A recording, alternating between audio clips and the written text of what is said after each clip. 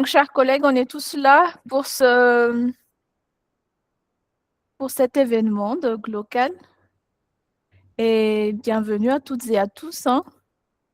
On a 2 experts avec nous et que la thématique pour cette année, en fait, ça tourne autour de l'IA. Il y a l'évaluation, les évidences et surtout la confiance qu'on peut accorder à l'IA en ce temps-là. Et on va parler un peu de tous ces éléments-là, qu'est-ce qu'on pourrait faire, les limites à avoir, également les leçons apprises. Donc, la séance d'aujourd'hui, ce sera sur le partage d'expériences en méta-analyse, avec l'appui de l'IA, bien évidemment. Alors, on est là, hein? Vous êtes avec moi?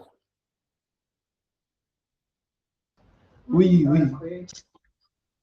Donc, la question principale qu'on se pose aujourd'hui, en fait, c'est que comment l'IA transforme-t-elle progressivement la pratique d'évaluation et l'analyse des données? Donc, il y aura Loïc et Nirine qui vont nous partager un peu les expériences concernant cette thématique globale. Et à Loïc Sabiman, c'est ça? Oui, oui. Et il va principalement nous partager ses expériences en matière d'analyse des questions ouvertes, la codification et surtout lié à l'ISPSS et Stata comme outil. Et Anirine qui va nous parler aussi de son expérience en matière d'évidence synthesis et comment on peut exploiter ChatGPT et aussi Atlas, c'est ça? Donc, comme on n'est pas si nombreux que ça, je pense qu'on pourrait quand même faire connaissance, hein, avant de débuter le vrai débat. C'est mieux. Donc, comme j'ai encore le micro ouvert, donc moi, c'est Tahir Hassoura Binman, donc spécialiste en évaluation et recherche au sein d'UNICEF Madagascar. Donc, mon rôle aujourd'hui, c'est de vous faire parler un peu. Donc, je modère un peu la session.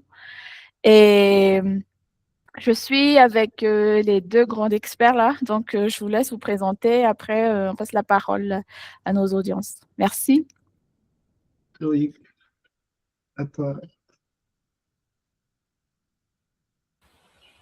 Merci beaucoup. Moi, c'est Loïc Saïma. Je suis responsable du cabinet IPEVA, Institut burundais d'évaluation, qui est un cabinet spécialisé dans l'évaluation des projets, programmes et politiques. Nous avons commencé à utiliser l'IA dans nos évaluations et aujourd'hui, je vais partager les leçons apprises et les bonnes pratiques que nous avons eues depuis l'introduction de cet outil dans nos travaux. Merci.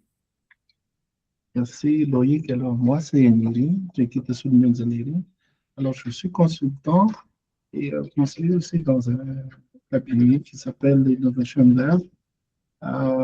Auparavant, j'étais staff à l'UNICEF et j'ai utilisé l'IA, particulièrement ChatGPT, depuis 2024. Je suis assez vieux, donc de la vieille école, mais j'ai quand même utilisé un peu de ChatGPT et tout ce qu'il y a autour aussi. Et je vais vous partager sur la synthèse des données probantes, l'évidence synthèse en anglais, un processus assez intéressant. Et appuyé avec le IA, ça donne beaucoup plus de perspectives. Voilà, à vous.